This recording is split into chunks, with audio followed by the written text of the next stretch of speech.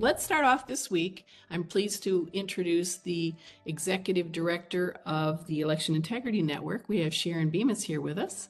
And did I get your title right? You're muted, by the way, Sharon, so you'll need to unmute yourself. And Sharon's been... yeah, actually, one of my slides will address that, but I am the president of EIN. President. Yeah. All right, thank you. Thank you. Just semantics, really. Well, it's very nice to have you here with us. And for those of you who don't know, Michigan Fair Elections really was started at the request of Cleta Mitchell, and we're a very active member of the Election Integrity Network. So we're a proud member, and we welcome you here with us today, Sharon. So go ahead. Oh, thank you so much. Thank you so much. So I will, let's see if I can do this sharing here. I say best wishes from Cheryl and Annie Giacobazzi, or do I say from? 1 second. More cookie here. All right, I'm going to try this way, and you see me in this meeting, and then do you see the slides now? You got it. Okay. You got it. Yep. Sorry, I'm very versed in Zoom, not as versed in WebEx. So understand. Does everybody see this one now still? Yes, we do. Okay, perfect. Great. All right. Thank you so much for having me today, Patrice, and your cabinet and all your members. Really, this is a very exciting group for me to be on and to present on and to just be part of your meetings. Obviously, you do a ton of great work, and love working with all of you. So really excited that Patrice asked me to be here. I'm going to give you an overview just in kind of talking about our EIN 2.0, if you will. It's what we're calling the implementation phase of what Election Integrity Network is focused on. So first, I just wanted to give everybody a review because I know there's been a lot of changing faces and a lot of changes over the past year. So obviously, as Patrice said, Cleta Mitchell is our founder and chairman. You'll see the pictures are not in order at the top, but you can follow along with the little names underneath. I am Sharon Bemis. I am the president. Carrie Telosco is my executive vice president and also handles all of our internal and external communications. Sarah Vieira is our chief of staff. Ned Jones, who I'm sure you're all familiar with, is our deputy director, and Kathy Harms remains on the team as our senior advisor for special projects. I'm very excited because obviously many of you are familiar with the Elections Bill of Rights. I know that you all are very versed in this. One of the things I wanted to point out, a change that is actually happening this week, is on principle number 3. We are making a slight modification to that principle. We're going to be talking about an acceptable period of voting before Election Day. In the original U.S. Citizens Elections Bill of Rights, it was very strict to be Election Day. And speaking of only Election Day, that was in parallel with the president's messaging. And so we are going to be kind of working on talking about a buffer zone, if you will, of acceptable time for absentee voting. Obviously, protected absentee voting, a small period of time. We received a lot of feedback from legislators and folks who are going to be helping us implement the Elections Bill of Rights. That was just one thing that we don't think we can get to right away. I'm sure you all understand what I'm saying here, is that obviously qualified absentee voting prior to Election Day, there is a room for some negotiation there. So that is going to be changing. I've changed it kind of here. You can see it's a different text. So you can see this is not the official document change yet, but it's something that we've been working on this week. So as I'm here, I wanted to tell you all there'll be more coming out about that. After last fall, when Cleta asked all of the volunteers and activists around the country to help build the Citizens Election Bill of Rights, Cleta took the Elections Bill of Rights to Scott Rasmussen of Rasmussen Polling. He and Napolitan News. He did a poll for us, polling the Citizens Elections Bill of Rights to see where voters were on these issues. And as you see over here, this is a very summarized version. The full version is available on our website. But the poll people who were polled, they were different parties, different areas of background. They all were in favor, and you could see that the principals did very well with folks out there. So based off of that, it asked us all to put together a new set of national working groups where we're going to be working on implementing the Citizens Election Bill of Rights. And as part of that, we have also launched our new website, which hopefully you've all been on. The address is at the bottom of each one of these slides. But we really encourage everybody to get out, check out the new website. This is the landing page. This is what you will see first. Our tagline now is America's Home for Election Integrity. At the top, you can see the Elections Bill of Rights is there. We have a page that's dedicated to the Election Bill of Rights. When you go on that page, you'll see the details for the principles, the 10 principles, and then the implementation steps that we have found to be necessary to push those principles across the country. And when you're in that document or that page, you can then click on the principle that you are most interested in, and it brings you to the next set of pages, which is the national working groups. So we have 7 new national working groups, which I'll talk about in a minute. And then other tabs on the website just to keep an eye on. The state coalitions page, obviously, if you have friends in other states who would like to get involved, that would be a great place to send them. The About section is really kind of our mission, vision, some of the information about the staff. Resources, there is our new newsletter, which I'll talk about a little bit. The master classes from the whoscounting.us website, we've brought the master classes over. The whoscounting.us website still exists. All those resources are still there. And also under the resources tab, you will find our calendar, which I encourage everybody to go to, because our new national working groups schedule is a little confusing at first, but once you get into the rhythm of it, you'll understand how they work. But the calendar allows you to visually see when meetings meet. And then under news, this is Carrie's section. Carrie kind of takes news articles from around the country and adds quippy bits to them. She's been keeping up with that daily, so there's a lot of fun things out there on the news area. And then, of course, you can get to our X account by hitting the X. Like I was saying, we have the EIN 2.0 national working groups. So what we have done is the 10 national working groups that we had prior to this and all the work that they have done, we are now moving forward with 7 very targeted national working groups. So if you have any confusion, if you were in a national working group prior, we'll call them the EIN 1.0 national working groups, and you're not sure how they line up with the new national working groups, reach out. We're happy to make that kind of where are those items covered in the new national working groups. Happy to help in any way. So this QR code will get you to that national working group page. There are, as I said, 7 national working groups. I'm going to go through these very quickly because you're able to go on the website and see these. But there's the citizens only, which is kind of the continuation of the OCV call, the Only Citizens Vote call. This is Citizens Only in American Politics and Voting. Then we have the voter eligibility and voter rolls. Willard leads this national working group. She previously had voter rolls. Now we're kind of adding in voter ID to that. So it's an enhanced version of the voter rolls meeting. Election Day, ballot security and voter protections. This is a new national working group. This is led by Kathy Harms, and she is talking about precinct-based voting. This is also where we'll be talking about Election Day and a limited early in-person voting with no same-day voter registration.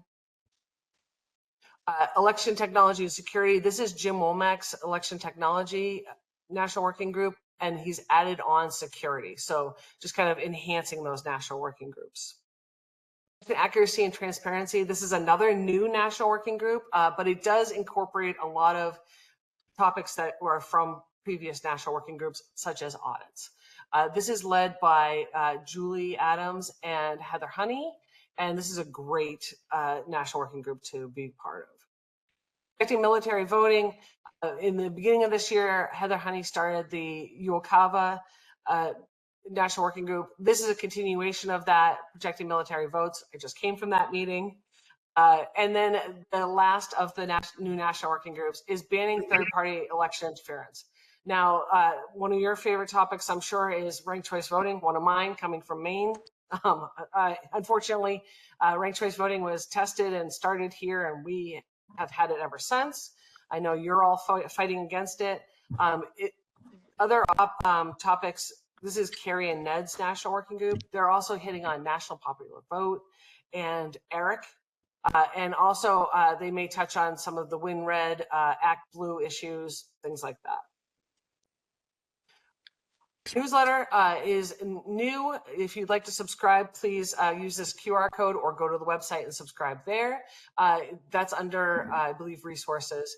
And Carrie's working on this new newsletter. You'll see Election Believers Journal. This is obviously our take on being able to pull together information. Carrie's doing a great job with this. It's going to be monthly, and it should come out around the 15th of each month. So sign up now. You can go on the website and see May's edition and sign up for June's edition. About state coalitions, obviously you're all here, so you're part of the state coalition. But when you go to state coalitions, you can either use the QR code or go directly to the website. You will see that you can click on each one of the states. There is an email to connect people to the state coalitions. And also, if you know people in other states who are interested in leading coalitions where we don't have states, we're very interested in working on that. Kathy's working on adding 10 more states to our coalition by the end of this year. So very excited. If you know anybody in other states that are good patriots that we could work with, please send those to either Kathy or myself, and we'll get them engaged. That's my quick presentation. Let me see. Am I still sharing my? Let me stop sharing. That's my quick presentation of everything that's going on. Kind of transition to EIN 2.0. Happy to answer any questions and clear up any miscommunications or anything that anybody has questions about. Well, thank you, Sharon. I'm not seeing any questions, but we appreciate the update, and we sure appreciate the opportunity to work with you folks and with everybody in the organization. The team has really made us all stronger. So thank you. Appreciate it. Thank you. I also want to make the offer. I know, Patrice, you guys are great at creating your own documents, and you don't need a lot of help there. But if you have an event and you'd like a one-pager, please let me know. We have the Citizens Election Bill of Rights on one side with the national working groups on the other side. Happy to provide that one-pager, print it for you, send it to you if you have any events or if there's anything anywhere that you would like to share that as well. So. Oh, thank you. Well, we have here with us Sherry Ritchie, who does a lot of our event planning, and where you're situated on my screen, Sherry is right beneath you. So, I heard that. So I that's heard perfect. that. I heard that. Yeah, I Thank saw you. your ears perk up. Your ears perk up. Happy to help in any way. Feel free to reach out. My email is sharon@electionintegrity.network. So I'll drop that in the chat. And if you can stay on, it'd be wonderful. Yesterday, Braden, Giacobazzi, and Tim Vetter are co-chairs of our DEEP team, data evaluation and of election processes, gave a marvelous presentation to the Election Integrity Committee of the House. And so they'll be talking a little bit about that. And with that, I'll introduce Tim and Braden. I guess you guys are going to trade back and forth, so I'll let you work out how you're doing that. Thanks. Is Braden on the call? I don't know. I didn't see him come in. So maybe it's just you. You could be all alone. Well, he was planning to join us by 12:30, which we're not there yet. So. Oh, well, let me just skip you then. We'll come back to you then. Okay. All right. Well, actually, this gives me an opportunity to go earlier rather than later. it was pointed out that our All-Star Award, sometimes, because we've been holding off to do it at the end, that sometimes people have to leave, and so not everybody has always been able to hear it. So I'm going to start putting it in the middle of the program. And today, it's my enormous pleasure to announce that we have an All-Star Award winner here who, she's been with the organization almost since the beginning. And actually, I consider her family, because she is family. She's my sister-in-law and became my sister-in-law by going to PIME meetings and meeting my brother. So I consider that to be one of the major accomplishments of the Pure Integrity Michigan Elections organization is matchmaking, happy matchmaking. So Becky is on the board of both PIME and on Michigan Fair Elections. She's secretary. She works very hard on donor development and speaking, counseling on that, as well as anytime something needs to be done, Becky seems to be always available until you just, burn her out completely, until she cries uncle. But it's for those of you who don't know, our All-Star Award is given to one person on the call every week, and they will receive a letter from the organization recognizing them, and Becky will. And then also what you're seeing on the screen is a challenge coin, which historically was used from Roman times even to identify special people who were part of a group. And so now Becky is joining this special group as an all-star. Becky, would you like to say anything? Oh boy. I think Thanks, Patrice. he wants a recount. Yeah, I do. I want to recount. Not that the ballot box was stuffed, but thank you very much. It's an honor. I Yeah. appreciate it. Thank you. Wow, yeah. Well, the feeling's mutual, and I'm not the only person that nominated you, Becky, though I certainly did approve it. I thought it was a great idea. So, oh, there you are. Hey, brother. Hey, sister-in-law. They say nepotism begins at home, right?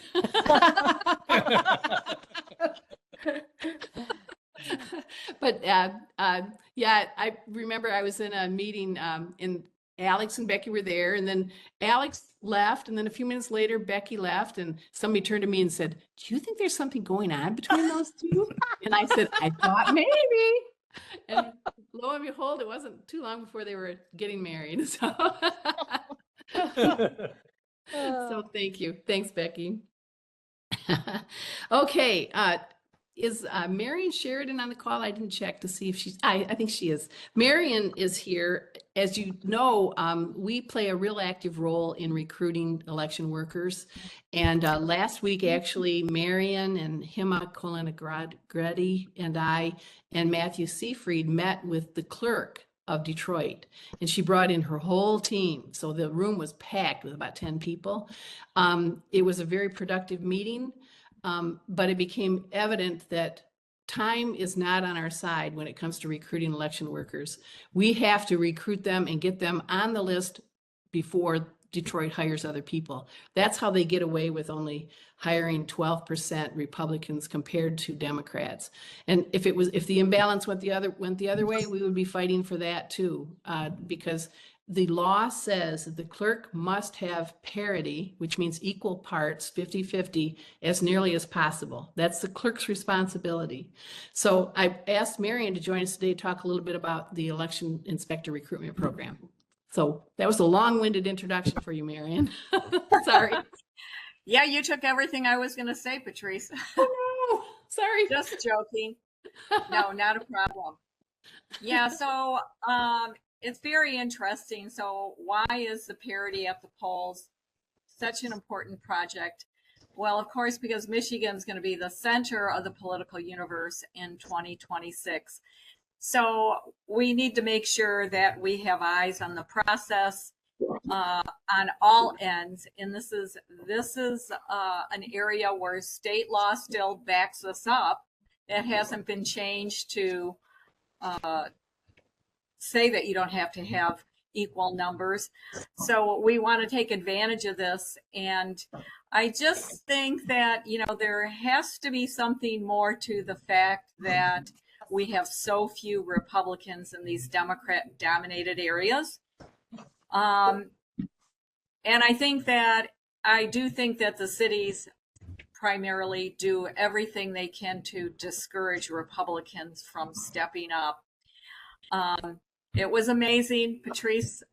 We worked on this last fall in like a 911 emergency situation because we discovered in August of last year that only, and I'm going to go with the 10%, even though the number that's questionable, 10% of the workers for the primary in Detroit, and we're going to use Detroit as our, we're using Detroit as our pilot program to try to increase these numbers, and then we'll go on to other Democrat-dominated locations throughout our state. But we worked very hard throughout the fall then to recruit more Republicans, and Detroit seemed like they were all on board to help us. And in the end, we only went from 10% to 12%. We had over 500 people apply, yet in the end, only over 200 people ended up working in Detroit. Now, a couple of takeaways from the meeting was I was surprised because I didn't realize that Detroit hires 4,500 election workers for each of the primary in the general election. I thought the number was 3,100. So thanks to the great research and the FOIA information that PIME did, we were able to find out the exact number. So for this year, we haven't even had 500 Republicans apply.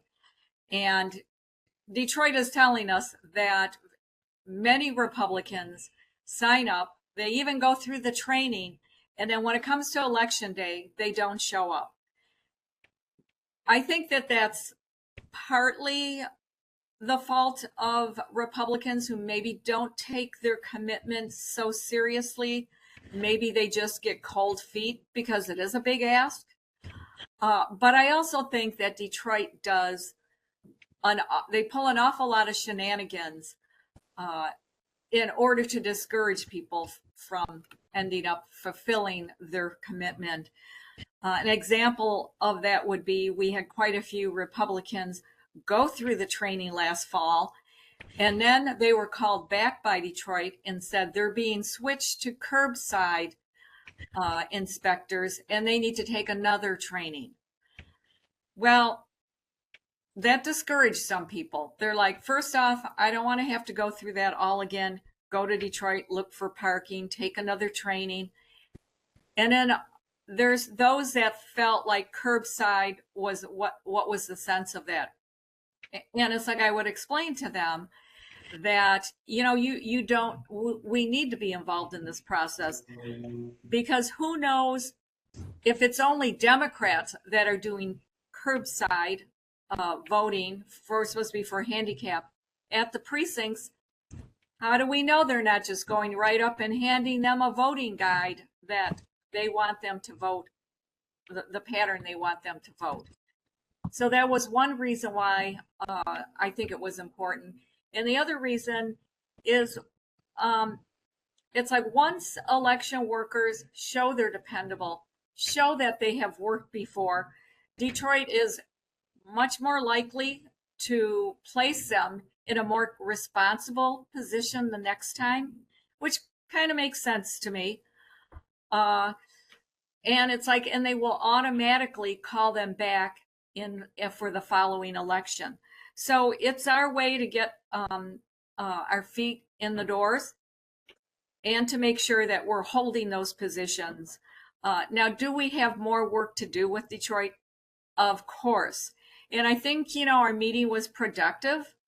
I thought it was a really good sign that Janice Winfrey was present at it. She brought in, I'm going to call them 9 of her generals to the 4 of us. So it showed that she really took this meeting seriously. So I thought that was a good thing. I just think that, we could read between the lines on a few things. And it's just important that we keep engaging with them until it's not productive anymore. So we're being very cautious about it. We're hoping to end up getting weekly meetings with them so that we can track this process. We know we had an MOU. Detroit admitted the MOU, Jeff, is no longer in effect. They told us that. They had 2 or 3 attorneys in the meeting. So we know that that's no longer in effect, which is kind of good because it really was, my opinion, it was a very poorly written memorandum of understanding between Detroit and the Republican Party. So we can use some of the things that they didn't follow through on and ask them now because of this meeting if they will. And if they won't, it's, very well going to lead to litigation. We need to get this work out of the way now. We need to get this straightened out now so that we're not doing this next year or in the fall of 2026. We think there's still time for people to apply to be election workers. I think the date is June 22nd. They've already started trainings, so they want to be done with the hiring process. We get that, but it's just too bad because they don't have enough Republicans to fill the state statute. So if anybody on this call has a group that they can send the application link through, it would be very helpful if we, just to kind of push Detroit a little bit, it'd be great if we can get a few more people to apply and see what they do with that. Patrice, will you have a way to get that link out? It's on the PIME website. You just go Okay. right. I think I'm displaying it. I hope I'm displaying it anyway, where you can sign up to be a poll worker, and it takes you right to the Michigan Conservative Coalition page to sign up. Okay. Okay, great. I think that would be really good. Don't you think it'd be great if we could, send in a few more applications and see how it would be a good test for Detroit to see how sincere they are in working with us and getting these people through. And when you register at that link, the application automatically goes to Detroit, but we automatically get a copy of it. So we can keep tally and follow through on people to see where they are in the application process. And of course, if you have any questions, I'm always happy and available to answer people's questions or their concerns, or if they have something, like in April, we actually had people notifying me that Detroit was telling them that they don't need any more applications. So we've got a recording of that. We've got an affidavit of that. We've got a list of people. This is all tools that we'll need going forward.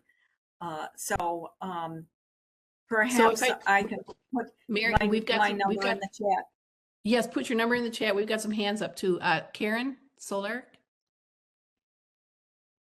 Yeah, I'm just wondering, Marian, have you been working with Ramon Jackson and Pastor Sewell? Yes. I know they have a big coalition of individuals at their church that want to be involved. It seems like that would be a very good place to get people volunteering to work. So Marian's answering. Go ahead, Marian. Yeah, I have recruited right from the church before, and maybe I will make a point of going again. I'll talk to Ramon or talk to Pastor Lorenzo about it and get down there and run, one last effort before the primary. So thank you for that. Thanks. That's great. Dorothy Cribbs has her hand up. You're muted though, Dorothy. Got to unmute, Dorothy. There you go. I should have been prepared for that. Sorry. I just wanted to ask, you said you're going to do recruitment efforts in other jurisdictions, and I'm in Kent County or city of Grand Rapids. And are you doing anything there yet? Actually, on the website now, do you have a primary? Do you even have? No, okay. we don't have a primary, but well, I'm meeting with the Grand Rapids clerk on Monday to talk about Oh, helping great. to get more Republicans hired for day Oh, of. okay. Okay, So great. Can you, do you mind letting me know how that meeting goes? yeah, Because we do want to set up meetings going forward with, we have like 7 areas that we're looking at, and Grand Rapids is one of them where we want to meet with the clerks and, try to see where they're at with this. Are they really sincerely interested in increasing that number?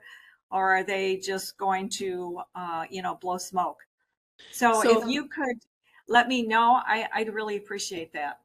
So Yeah. Dorothy's been our hero. She actually went into the Grand Rapids and got them to fulfill our FOIA after 175 days. That's how we got the Grand Rapids data into our parity report. So Uh-huh. Dorothy's a hero. Thank you, Yeah. Dorothy. Yeah. Here we also have a question from Darlene Hennessy, our Wayne County leader. Go ahead, Darlene. Janice Winfrey put out a flyer that they're hiring for the fall. I don't know if you have seen that flyer yet, but that they're for the not the primary, but for the regular. Yep, that's it.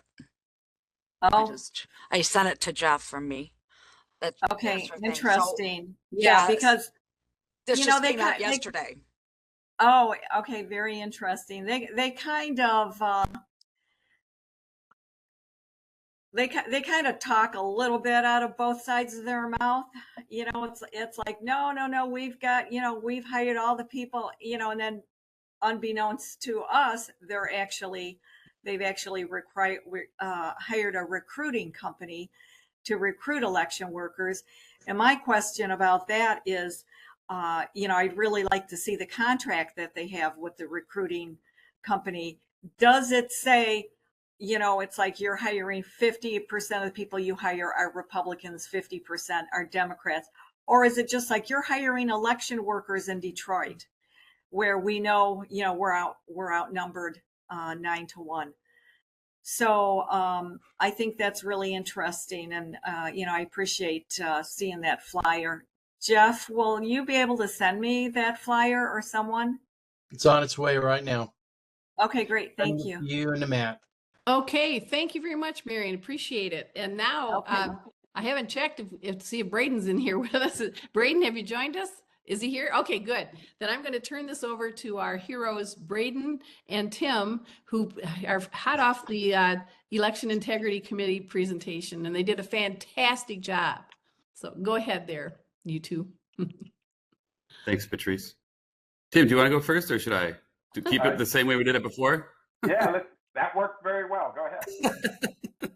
Okay, as many of you know, Tim and I testified before the Rochelle Smith's House Committee on Election Integrity, and it was a lot of fun. It was a lot of prep, and we've been doing this with you guys and other organizations for the last 4 or 5 years, and it's just a great pressure release to be able to take this data and deliver it to people who might actually be able to do something about it after all this time. Tim and I have gone around the state talking about this over and over again, and we keep thinking something's going to happen. And there's some real hope here that at the conclusion of this committee, there might be subpoenas or something might get done that might actually move the needle. So that was our intention going in, was to I would kind of set up Tim so that he could fill in the hole with the data, whereas I would be explaining what a world-class system is, and try to make it relatable to anybody that watches it, because in reality, very few people are going to watch an hour-long presentation with Q&A. So I'm going to be chopping it up into little pieces that people can view while they're supposed to be working at work, silently, or on the toilet, or whatever, where people actually watch things now. That's my goal now, is to cut this up properly and somehow come up with memes that people can share, because that's how the world is. So what I went into in the beginning of the presentation was Tim and I discussed beforehand what we thought, broadly speaking, the main points are for world-class systems. Now, world-class systems apply to any industry, whether it's automotive, aerospace, technologies, anything, but especially data management. And it's a way to run a successful, efficient, very large system of machines and people and things like that. And so it can apply to any industry. And broadly speaking, what you could say is that there's 4 things that you need to have. You have to have transparency and accessibility. And in this case, for an election, what that would mean is that you have paper ballots and a hand count. Now, ideally, that would be your election, paper ballots and a hand count. But you could also have an election that's paper ballots and a hand count with election machines, provided that you have this world-class system and that it doesn't fail, meaning that you have to have all these pillars in place. So we were trying to describe what a world-class system is and where all the failings are. Because right now we can't trust our ballots. We have paper on demand. We print it on demand now. And there is no real access to things because a lot of the times when we try to get data, we get partial data and we're told we're given all the data. And that's almost worse than getting no data at all, because then you know you're being denied. Whereas you might walk away thinking you got all there was if you get half the data or less. So in addition to that, you need a single source of truth, which is something that I hit on very hard, a single version of the truth and a single source of truth, because this is something they talk about in industry, and it's something that all industries suffer from. And it's something that societies suffer from when you have a world-class system put in place to govern that society that isn't world-class. So in our case, right, we have election systems that don't properly talk to each other. They're not standardized to speak to one another. And so when they talk to one another, roughly speaking, it's like they're talking different languages, or even if they are talking in the same language, the data for one is not in the same place as the data for another. So then it becomes a garbled mess when you get the data. Because the report that you get is a hodgepodge of all this different data. And some people are giving certain data in one way and some people are giving it another way, and it becomes messy. And then sometimes you don't even get the data. And so I would encourage everybody to watch the presentation, because I'm summarizing everything briefly because I know we only have about 3 minutes apiece here. In addition to what I'm saying here about transparency, we also need real-time, in order to have transparency, we need real-time access to the data.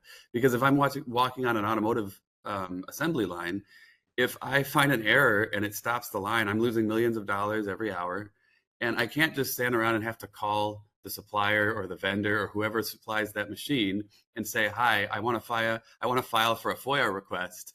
Please get me the data within a month or a year or whenever you're comfortable. And by the way, charge me whatever you like. It's as arbitrary and capriciously as you wish. Every company that would ever do that would be buried in the dirt. And we have contracts specifically designed so that suppliers are on the hook for this stuff. And if there's a problem, that we can see what the problem is, that it's investigated, and that we know all the ins and outs of everything that goes wrong in the system if it does. And we have fail safes. We have what's called a design for failure modes analysis. So we've gone in over the system and we know exactly every way that it can fail. And the way our election system is run, it doesn't even seem like we know how the system fails. It seems like we just accept the failure and then we call it a glitch and say, well, this is just the way it is. Even though Grok or ChatGPT or a 12-year-old could design and program this system because it's just a database. And this has been perfected over the last, ever since the 50s and the 60s.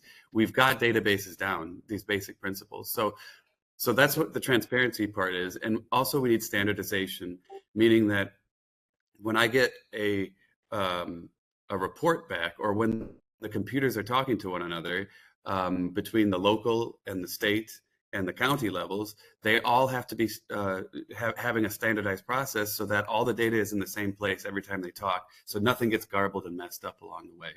And so we hit on a lot of those facts. And Tim, can you bring up the one slide so that I can show just one slide of what the data that it was that I was showing? Oh, yeah.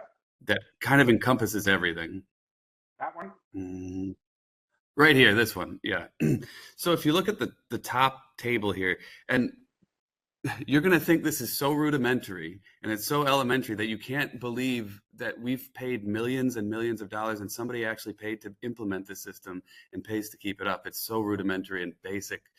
But if you look at the top randomly selected Livonia City precincts, if you want to point to those, Tim, there's 8 precincts, and some of them are split up into A's and B's. And you can see that in the second column.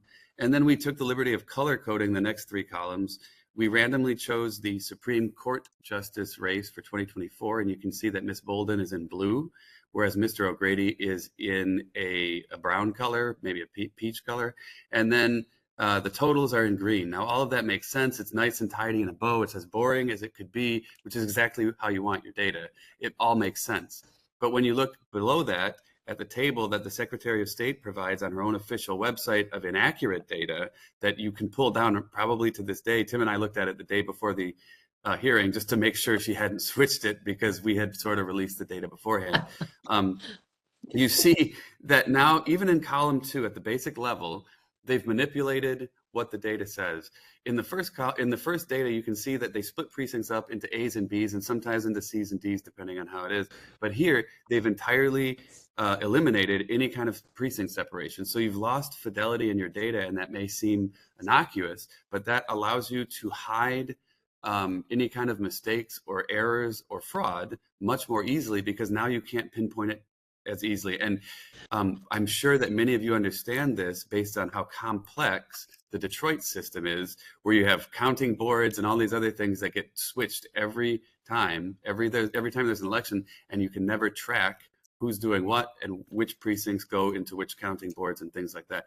So you automatically lose this, and you're not allowed to be manipulating the data, but you can see that they've already done it at the basic level. Now, what's worse though, is that now instead of having 1 column of data, they have 2, which there's no explanation for that, since Wooden says, well, oh, they just split the A's and B's into 2 columns. Well, that doesn't make sense because it's not always just A and B. What if you have a C? What if you have a D? So now are you going to have 4 columns? Well, I don't see that here because these are all mixed in with all of the other precincts throughout the state.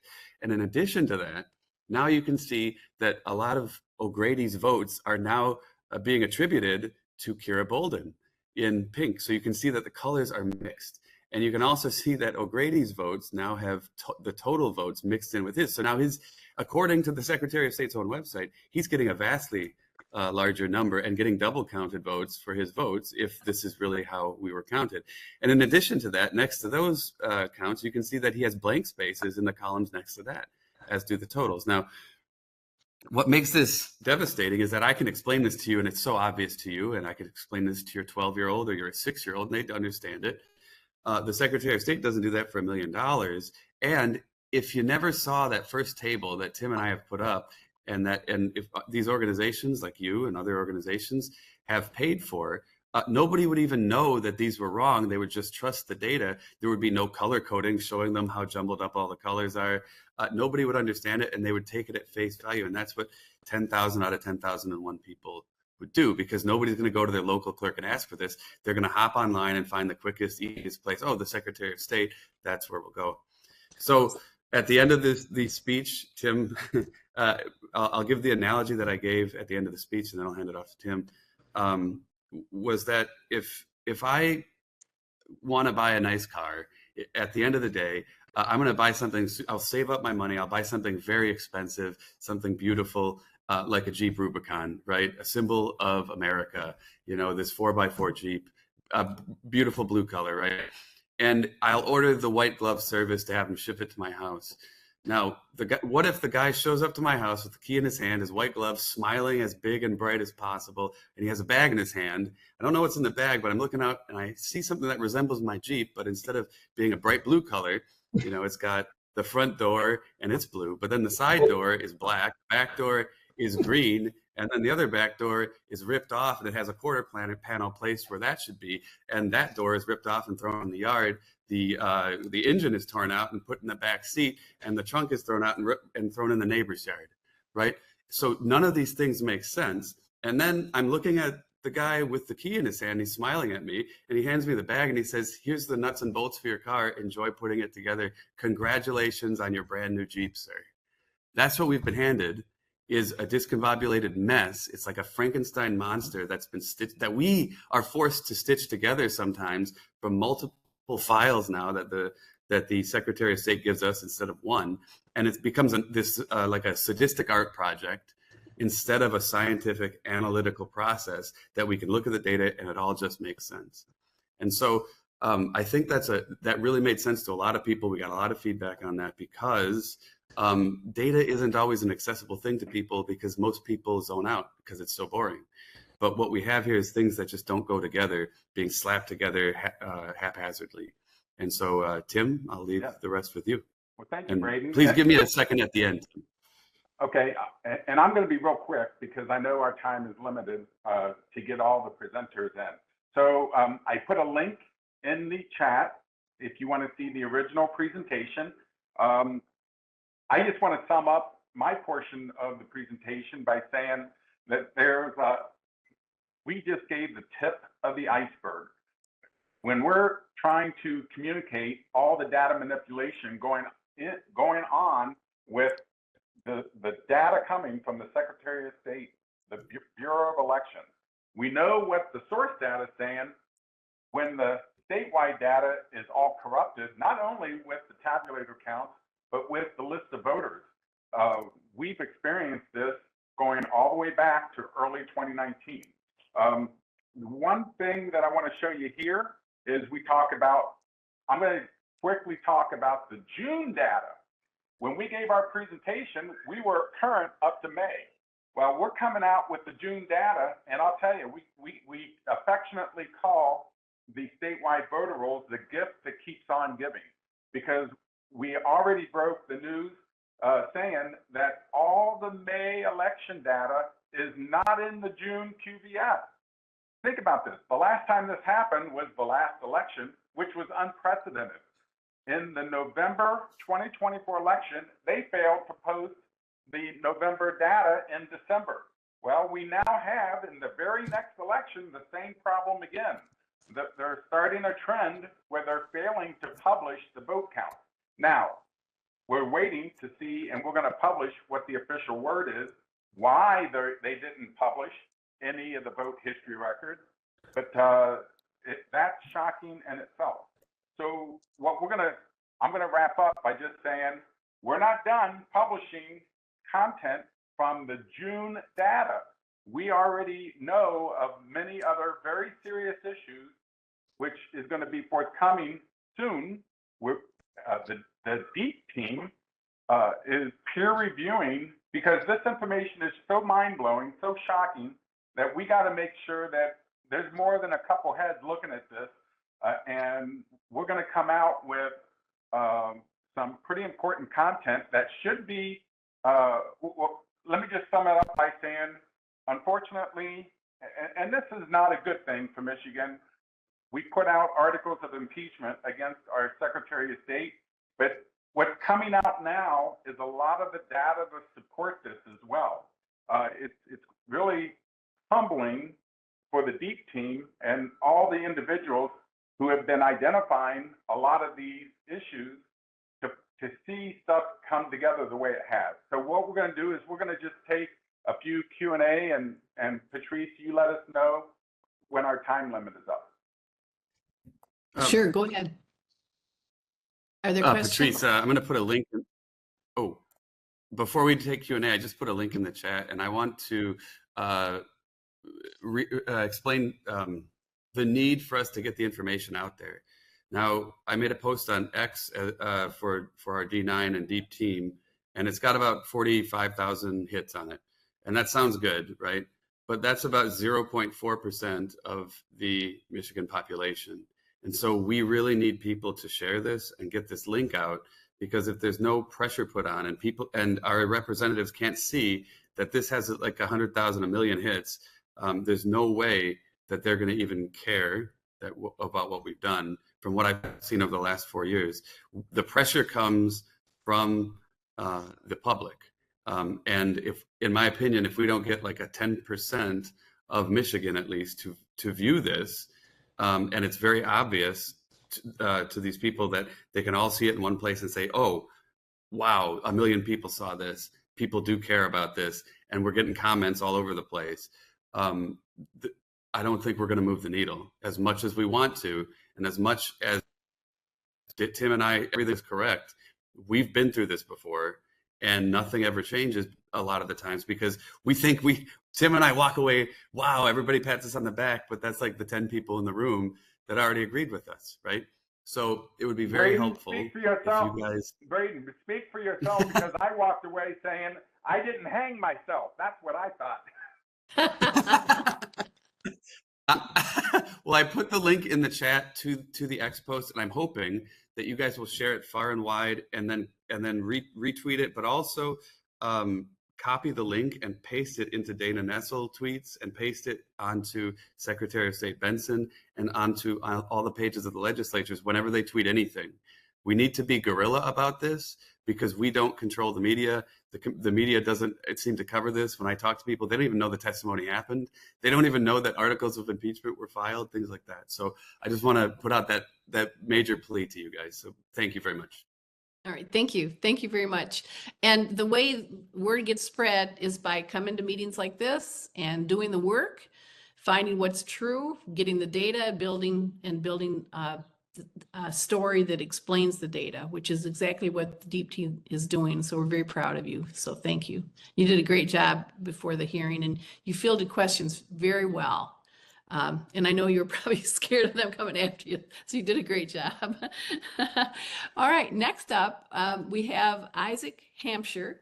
All of us know and love Isaac. He's been running our Souls to the Rolls program. He's also our data IT guy. So tell us what's going on with Souls to the Rolls here and what our objectives are, Isaac.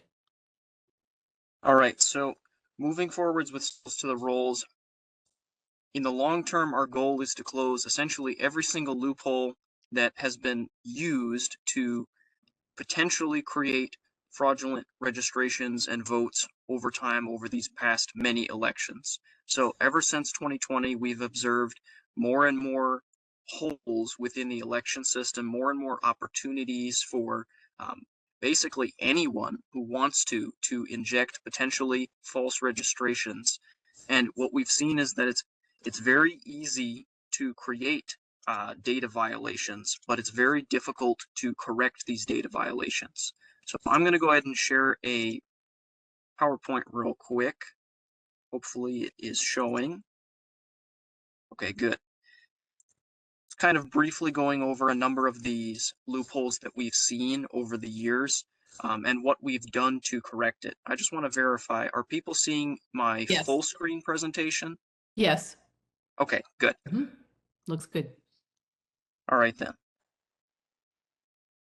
So just to start off, the qualified voter file is essentially our main target of concern with Souls to Rolls. We're trying to make sure that only legitimate citizens and only current, present, live, living in the state of Michigan, citizens of the US are able to vote, because every time we have a registration that is either left on the QVF or added to the QVF mistakenly, that's an opportunity for a potential illegal vote, potential fraudulent vote that cannot be found through data analysis after the election is conducted.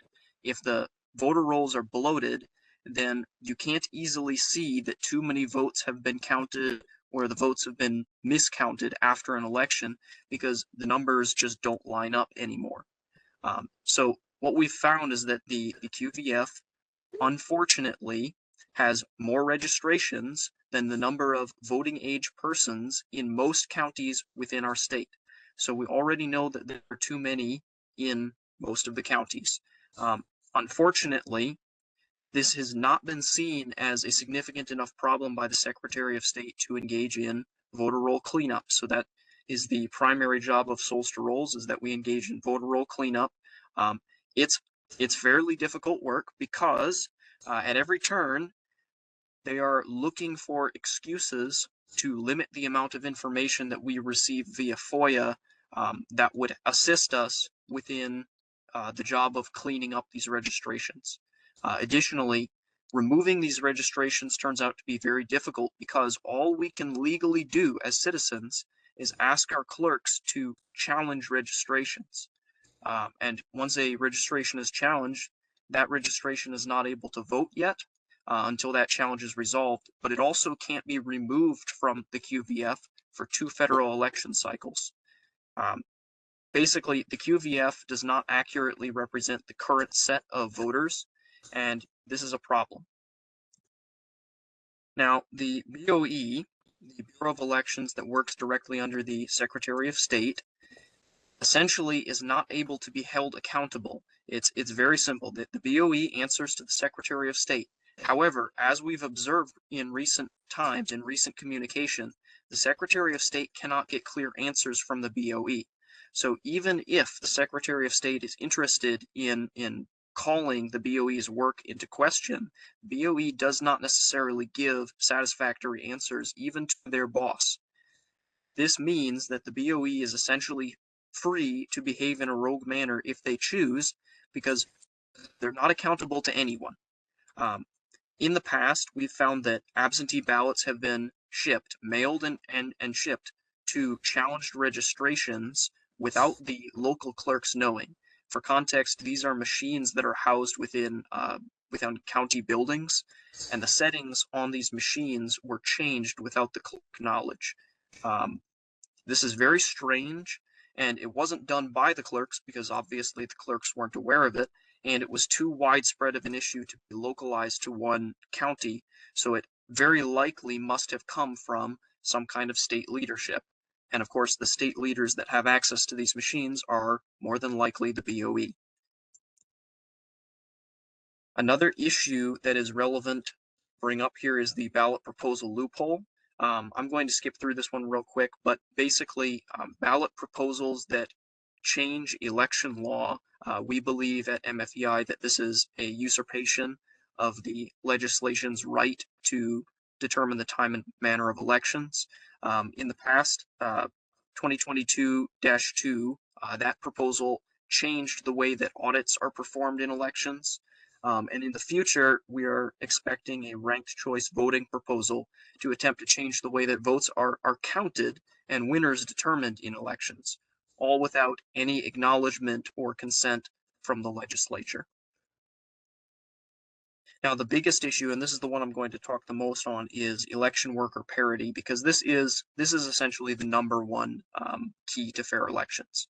If we don't have parity, anyone can do anything during these elections, and we can't observe anything. So poll workers are the eyes and ears of the citizens on elections to make sure that they move forwards without any bad actors taking advantage of the gaps in vision. So there are many local threats to election worker parity. Individuals may sign up as poll challengers or poll workers for the opposite party. This would essentially fill the number of slots for that party without anybody actually interested in observing for that party's interests.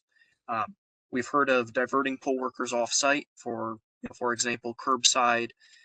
We've also heard many times that election officials at the county and city level appear to be willing to claim that all of the positions have been filled when they indeed have not. And then there are also, this is a fairly big loophole, not including poll workers and poll challengers in specifically absentee ballot counting. This is an issue we're looking to get resolved in the next election. But the biggest one is actually offering chances to sign up to employees of various corporations before offering it to local volunteers. And this is the one that I want to kind of dovetail into for a moment. So this right here is the impact report, the 2020 impact report from a group known as the Civic Alliance. I've been kind of watching their behavior a little bit since 2020. They're very much still active. They are a national group that attempts to organize publicly traded companies to join their alliance. They claim to be 100% in for democracy. That's their slogan. And they've done a number of things to essentially influence the election process. One of those is, of course, hiring many poll workers. They incentivize their member corporations to offer paid time off to serve as poll workers. They've created voting sites using privately owned locations. I'm not sure 100% about the legality of that, but it has been done. And then also they have involved themselves in census information, which I find particularly interesting because census counts are one of the ways that we measure whether over-registration has occurred, whether we have more registrations than individuals in an area. They claim to help find underreported locations within past census information to help out the census counts. But of course, that may or may not be accurate information in and of itself. So the Civic Alliance is essentially a coalition of publicly traded companies, and this means that they're all sort of able to influence each other via the stock market. Now, of course, I'm not entirely qualified to go into too much detail about that, and it's outside the scope of this conversation. However, what this appears to be is some level of political corporate gatekeeping and an opportunity to influence local elections by flooding their poll worker signups with corporate employees who are being paid to take the day off. And this is very much related to the get out the vote efforts that we saw, just very, very well-funded get out the vote efforts that have been present within the last few federal elections. So that's the sort of through and through of my presentation for today. Are there any questions? If you have a question, just speak up, everybody. Oh, Kristine, I see your hand. Go ahead. Yeah, at the top of your presentation, Isaac, by the way, very good. Lots of great information and sound bites and so on. At the top of your presentation, you talked about, that there were many loopholes. Is there, I mean, are we talking about hundreds? Are we talking about, and do we have a comprehensive list of the loopholes? So in the context of souls to rolls, I would say the kind of loopholes that I've gone over today are the major loopholes. When I say many loopholes, I think that more than 3 is many.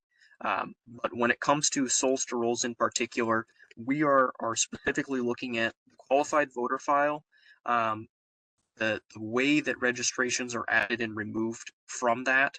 I mean, I could talk about loopholes that are outside of the scope of souls to rolls, such as the ability to verify that machines count correctly, making sure they're not connected to the internet, Okay. a million little things like that. Yeah. But Yeah. for this conversation, the major ones are the qualified voter file, how accurate it is, and also the ability to hire poll workers in an unbiased manner to achieve parity. Okay, thank you.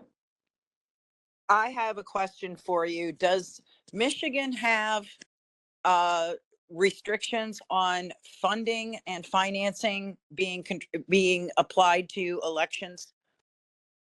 I remember hearing about a bill in that category. Patrice, No. do you know anything about that? Well, there are restrictions on campaign financing, but what they've also done is they've passed in the constitutional amendment proposal 2, I think it was, they allowed private funding of our elections as long as it's reported.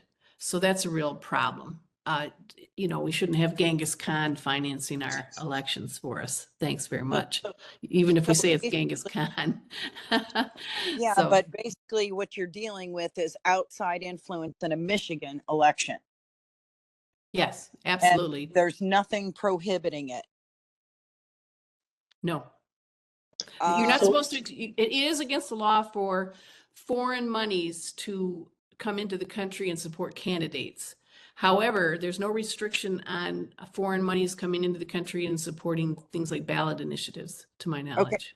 Take a look at Florida's, I think it's House Bill 7050 that went into play.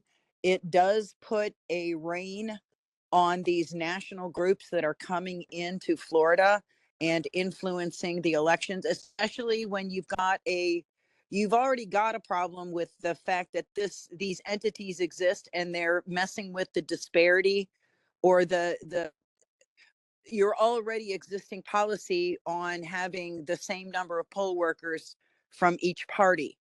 It's Right. already an issue. This is making it worse. Absolutely. Thank you. If you can send that information to Dee and maybe we can get the legislative team working on that. Absolutely. Thank you. Frederick Neenstadt, Yes. you have your hand up, Yes, so please. generally speaking, if I donate to a party of a significant amount, I have to report my employer if I am employed. Does a poll worker have to report their employer if they are hired to work an election? I do not believe they do. They have to report their social security number so they can get paid and their address. But I don't think they have to put their employer. So correct me, anybody out there, if I'm wrong. I don't think so. I don't think so. Is the data publicly available as to who is employed to work the election? That is a constant issue. For example, the memo of understanding that was reached with the RNC in Detroit was that they would report weekly who they'd hired. As soon as the memo of understanding was finalized, they no longer reported anything. So I think we did get the information through FOIAing, thanks to Judy Bennett here.